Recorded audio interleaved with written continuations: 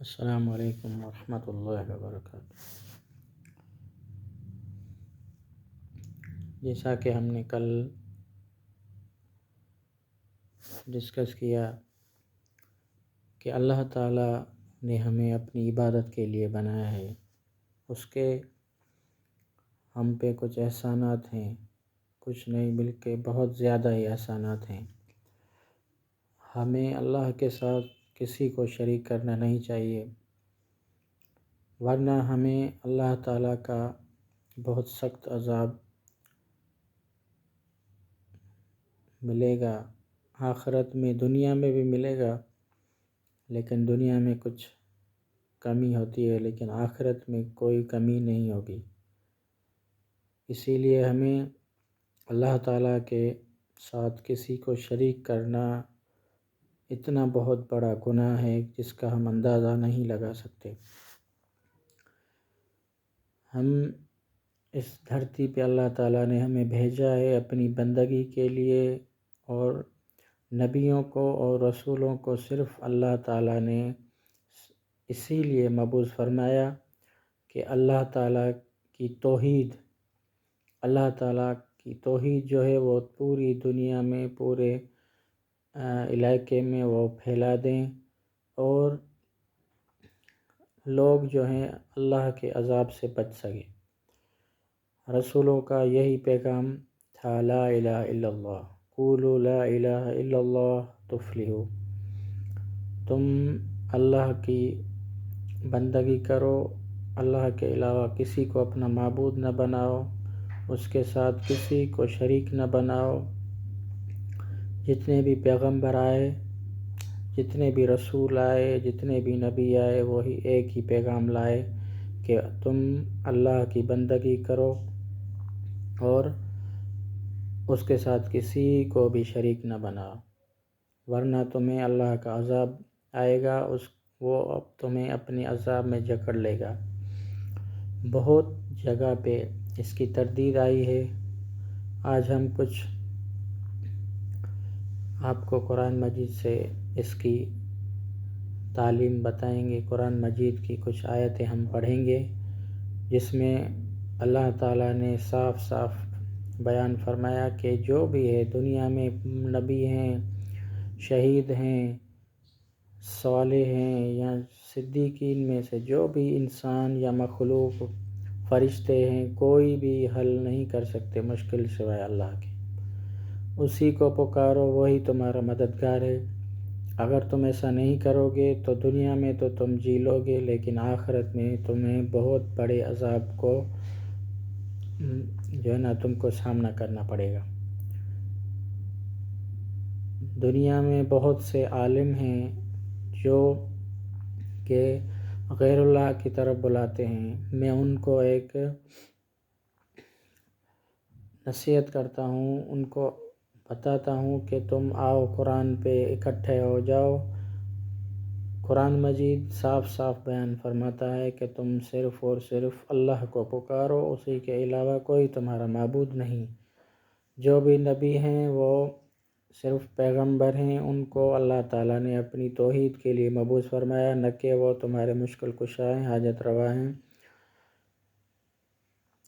تمہیں ایک دعوت حق دے رہا ہوں، باز آ جائیں، ورنہ اللہ کا عذاب ہے۔ ہم تو کچھ نہیں کر سکتے، لیکن اللہ کے عذاب بہت بڑا ہے۔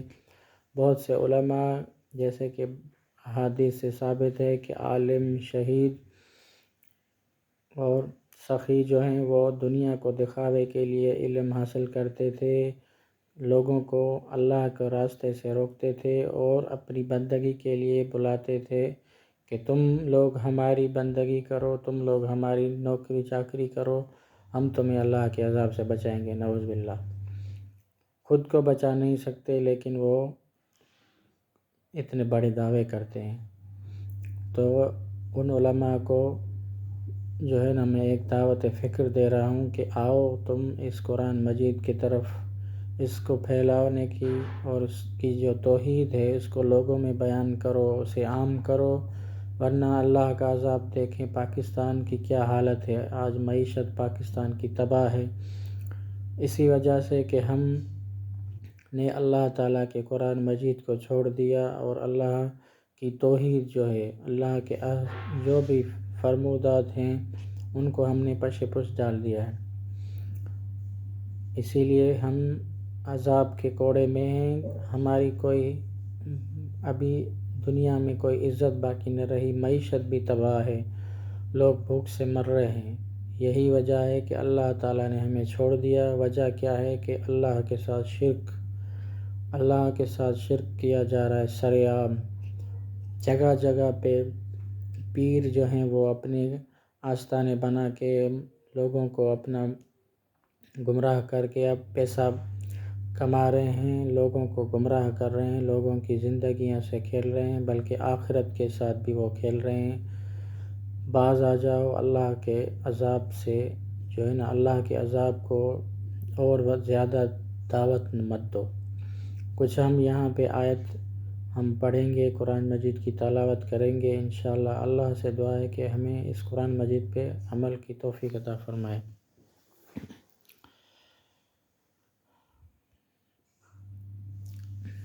اللہ تعالیٰ فرماتا ہے قرآن مجید سورہ نمل ہے، اللہ تعالیٰ فرماتے ہیں کہ امن خلق السماوات والارض وانزل لکم من السماء ماء فانبتنا به حدائق ذات بہجۃ، کہ کون ہے جو زمین آسمان کو پیدا کرتا ہے، کون ہے جو زمین آسمان کو پیدا کرتا ہے، اور کس نے جو ہے نا آسمان سے پانی برسایا، مینہ برسایا، فانبتنا به حدائق، پھر اس ہم نے جو ہے نا سرسبز و شاداب جو ہے نا اس کو پوکھ بنا دی، اس کو ہم نے جو ہے نا سب سبزی جو ہے وہ اللہ تعالیٰ نے پیدا فرمائے اس پانی کے ذریعے سے جو زمین پہ برستا ہے، اور بہت سے میوے بھی اس سے اللہ تعالیٰ نے پیدا فرمائے۔ ما کان لکم ان تنبتوا شجرہ، کوئی بھی نہیں تمہارے لیے،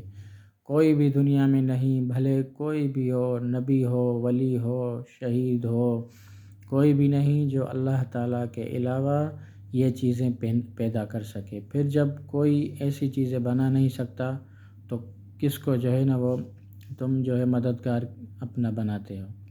جب یہ چیزیں اللہ دیتا ہے تو کون ہے جو تم میں پھر مشکل سے حل جو ہے نا وہ چھٹکارا دے؟ جب یہ کچھ نہیں پیدا کر سکتے، یہ چیزیں تمہیں اللہ دیتا ہے اور مدد کے لیے تم دوسروں کو پکارتے ہو، یہ بہت بڑا جو ہے نا المیہ ہے، بہت بڑی گمراہی ہے جو ہم لوگ سمجھتے نہیں۔ الہ مع اللہ، کہ اللہ کے ساتھ کوئی اور بھی الہ ہے؟ صاف صاف لکھا ہے کہ اللہ کے علاوہ اور بھی الہ ہے جو یہ چیزیں پیدا فرمائے۔ بل ہم قوم یعدلون، بلکہ تم بہت ہی زیادہ حد سے گزرنے والی قوم ہو، حد سے تجاوز کرنے والی قوم ہو۔ اتنی بڑی آیتیں اللہ تعالیٰ قرآن مجید میں فرماتے ہیں، یہ سورہ نمل کی آیت نمبر 60 ہے۔ آگے اللہ فرماتے ہیں امن جعل الارض قرارا وجعل خلالها انہارا، اور کون ہے جس نے زمین کو جائے قرار بنا دیا، جو ٹھہری ہوئی ہے، جس پہ ہم لوگ بس رہے ہیں، ہم لوگ اس دنیا میں اس زمین پر ٹکاؤ ہے، ہم یہاں پہ رہتے ہیں، ہماری یہاں پہ زندگی بسر ہو رہی ہے۔ تو کون ہے جو زمین کو ٹکاؤ دے، اس کو قرار دے، جو ایک جگہ رکی ہوئی ہے؟ جب آسمان زمین اللہ تعالیٰ بنا رہے تھے تو یہ پانی تھا، یہاں پہ پانی تھا، تو یہ جب زمین اللہ تعالیٰ نے بچھائی تو یہ ایسے ہلنے لگی، اس میں ٹھہراؤ نہیں تھا، تو اللہ تعالیٰ نے یہ پہاڑ جو ہیں وہ اس میں گاڑ دیے، جیسے اس کی جو ہے وہ یہ ٹکاؤ جو ہے نا برقرار رہے۔ یہ ہل رہی تھی، یہ اس میں جو ہے نا قرار نہیں تھا، تو اللہ تعالیٰ نے یہ پہاڑ اس میں ٹکائے، جیسے اس زمین کو ٹکاؤ آ جائے اور یہ ایک جگہ کھڑی ہو سکے، جیسے ہم یہاں پہ زندگی بسر کر سکے۔ کبھی کبھی جو زلزلہ آتا ہے تو زمین جو ہے نا ہلتی ہے، ارتھ کوئی ہوتا ہے تو اللہ تعالیٰ وہ دکھاتے ہیں ہمیں نشانیاں، لیکن پھر بھی وہ اللہ تعالیٰ پھر اب اس مقام پہ ٹھہرا دیتا ہے. پھر کسی ٹائم اگر یہ زیادہ دیر چلے تو کوئی بھی یہاں زمین پہ ہم ٹکاؤ نہیں کر سکے، اور سارے جو ہے نا ہمارے گھر اور محلات جو بھی ہیں یہاں بلڈنگز وہ تباہ و برباد ہو جائیں. تو اللہ تعالیٰ نے اس زمین کو ٹکاؤ دیا، قرار دیا کہ جیسے ہم لوگ یہاں پہ زندگی بسر کر سکیں. وجعل خلالہا انہارا، اور اس زمین کو اللہ تعالیٰ نے کئی جگہ پہ سمندر اور نہریں جاری کر دی ہیں. یہ بھی کون کر سکتا ہے اللہ کے علاوہ؟ سب چیز جو ہے وہ اللہ کے اذن سے، اللہ کے حکم سے ہوتی ہے. تو ہمیں مدد بھی وہی دے سکتا ہے، کوئی بھی اللہ کے آگے نہیں آ سکتا، کوئی بھی اللہ کے علاوہ کوئی بھی مددگار نہیں ہمارا. وجعل لہا رواسی وجعل بین البحرین، اللہ تعالیٰ نے اس زمین میں لنگر گاڑ دیے. یہ جو میں نے پہاڑ بتائی، اللہ تعالیٰ فرمائے اس میں ہم نے لنگر گاڑ دیے. وجعل بین البحرین حاجزا، اور دو سمندروں کے بیچ میں بھی اللہ فرماتے ہیں کہ ہم نے ایک حائل پیدا کر دی. آپ نے ایک سمندر دیکھا ہوگا جو ایک ہی جگہ پہ بہتے ہیں، لیکن ایک جگہ میٹھا پانی، ایک کڑوا ہے، لیکن وہ آپس میں مل نہیں رہے.